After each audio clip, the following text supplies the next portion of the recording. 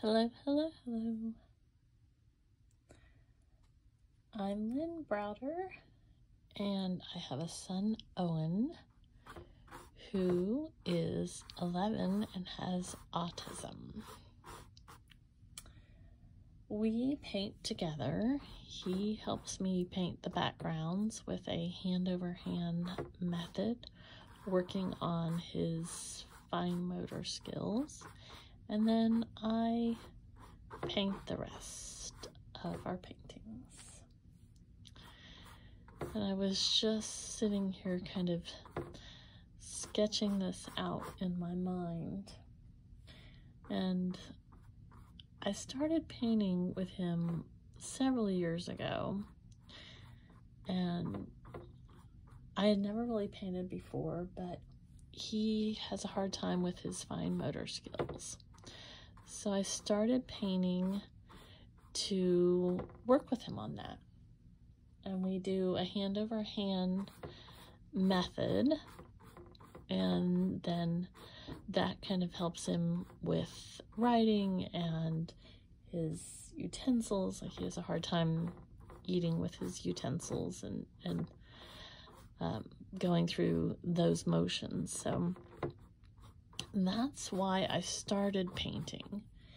And now I really honestly think that painting has given me kind of more of a purpose and fun, and like another way to share our story and my emotions. And that's kind of how I look at all of this. And so I go through all the painting with him, but it's truly kind of inspired me in so many ways. So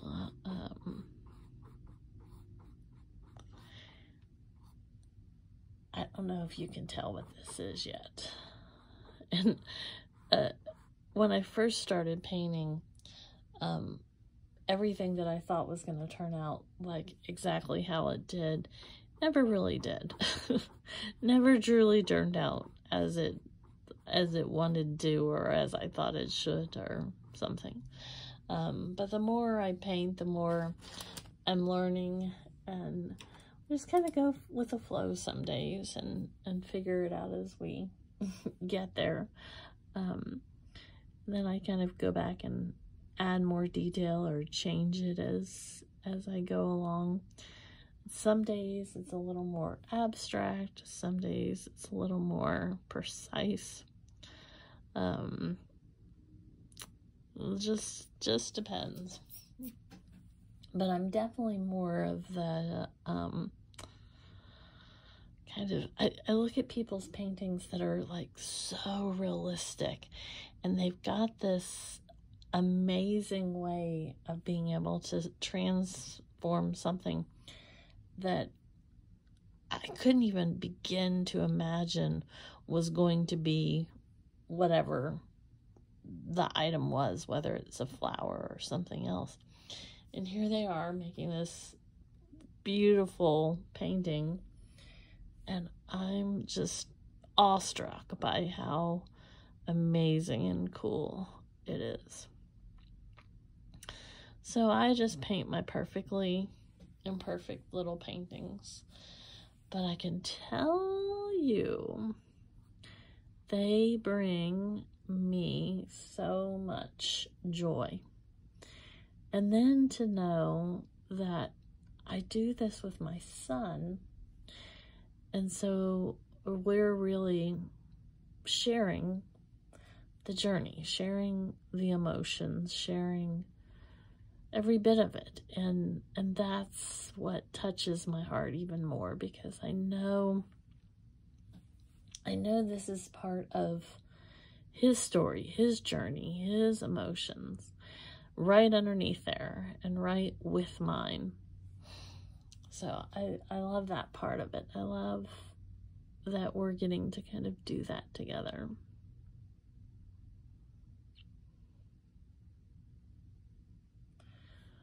So today he had a very rough day. He had a great day, and then he learned how to ride his bike not too long ago. He's been riding for about 6 months. He's probably been working on it longer than that, but he's been really being able to ride his bike for a little over 6 months. I guess all the days are blending together, so it's probably closer to 8 months or something. But he is now riding beautifully. He's got a bike his size. He still has training wheels, but he's doing absolutely amazing. And so he went to go spend time with his grandma, and he loves that. He absolutely loves spending time with her. And then he wanted to go ride his bike, but he has it in his mind as to how he wants his day to go, how he wants those moments to kind of go. And he said he wanted to go ride his bike, but then he started thinking of all the other places he wanted to go, and that started getting him very emotional about actually riding his bike. And so I had told him that he got to make choices, but we had to decide on what he wanted to do. My poor baby. It's so, I don't even know what the right word is, daunting sometimes, all of the things that he goes through in those moments. And there is a fire hydrant near where my mom lives that he wanted to go drive by. A fire hydrant brings him joy, just like the windows near my house. It's just a whole street of windows that he likes the way the light shines on them, or he likes the style of them, or he just likes the road. I really don't know, but he always wants to ride, drive, walk by these windows. I breathe and I breathe and I breathe and I breathe, because we can't always go by the windows. We can't always go by the fire hydrant. We can't always go to the places he wants to go. There are times where it can't be just about him and the journey and what we're doing. But that's hard for him to kind of like rationalize through and deal with. And so as much as I want him to be able to go do fun things, he has a hard time with it. He gets into a moment and he truly can't justify it or get out of it in his mind or what he's doing.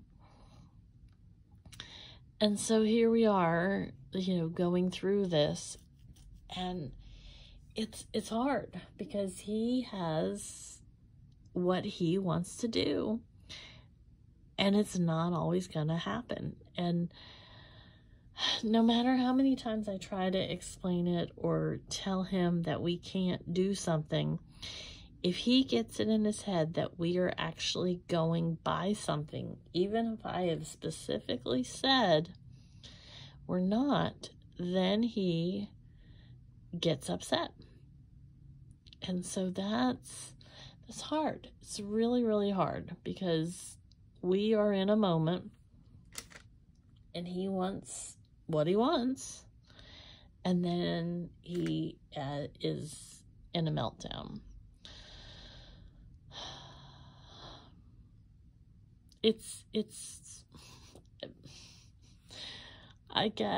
I get flustered, because having your child cry over not getting to see a fire hydrant that doesn't even, like, there's no over explaining or under explaining this to him. Like, he wants it, he wants to go, and that's all you can say is, so, you know, we can't go look at the fire hydrant today. And he'll have a meltdown. It can last 10 minutes. It can last 2 hours. He'll be upset. He'll cry. He'll just scream. He goes through all of these sensory moments.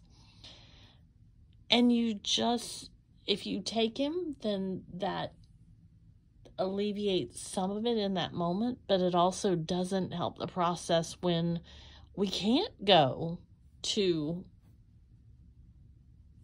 the fire hydrant or to the windows or to the depot or to wherever he wants to go.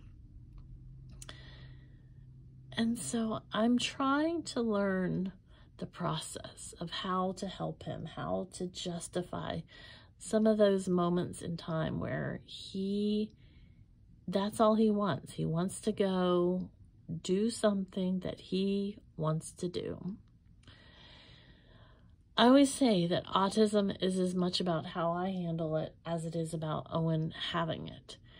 And so that is completely how I feel. Like him crying, him being upset, him going through all of this. Yes, it's about his emotions, but then I have to deal with it. I have to live with it. I have to try to move forward with him, move him forward from whatever we are experiencing. And I just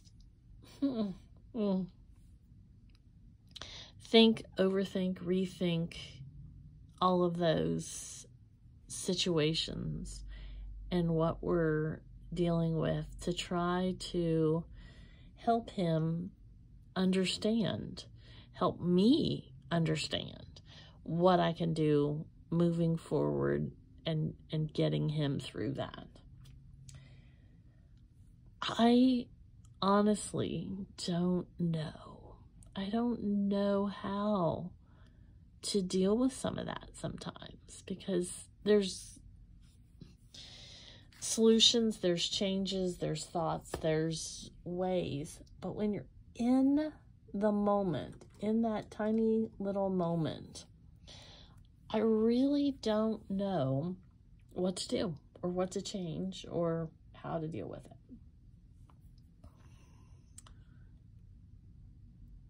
I can never draw straight lines. I shake a little. I should use like some tool or something, but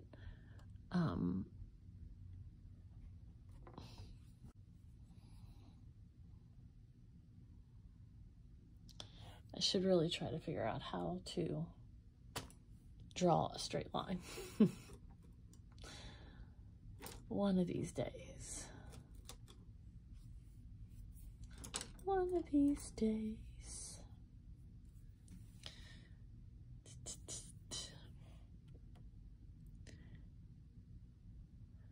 Now this is where, let's see if I can draw a star.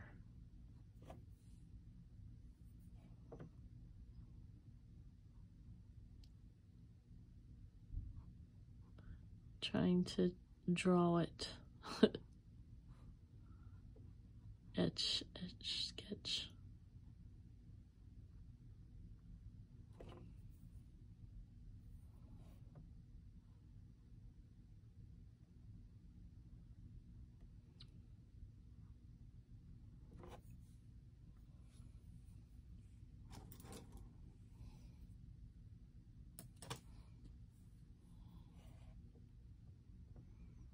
Now I can fill it in a little better here.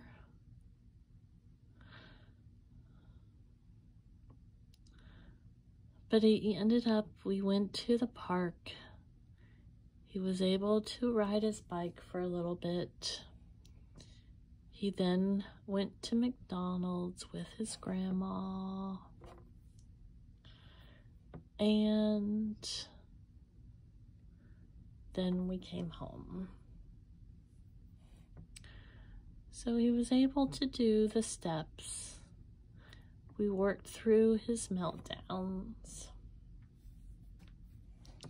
And he had a good day. That's what matters. Now he's ready to go to church tomorrow.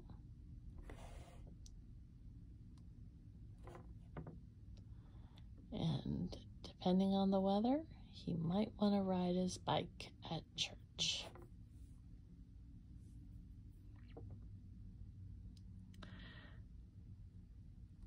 I've never found a yellow that sticks as well as I want it to.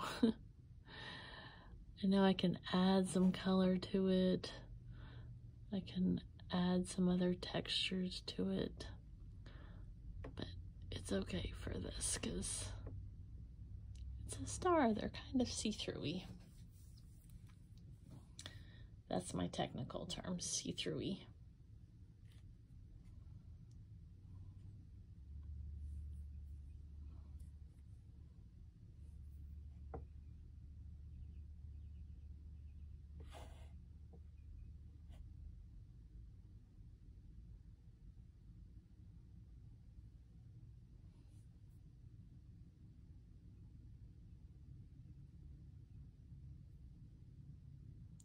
Almost look like snowflakes, but it could be those two, I suppose. Even though it's summer right now, he doesn't know.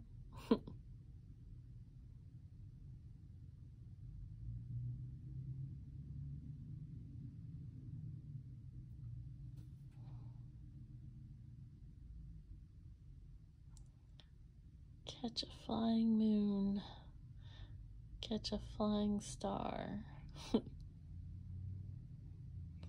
It's caught, right?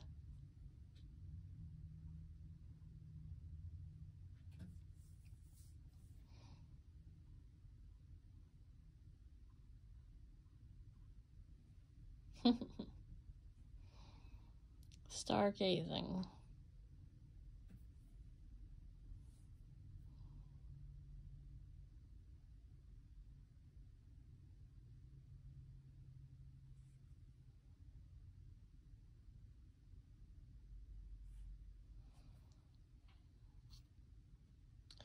These probably should be like a little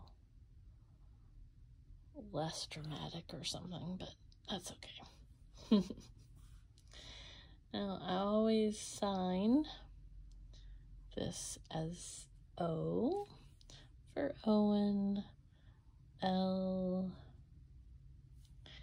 and B. So there we go.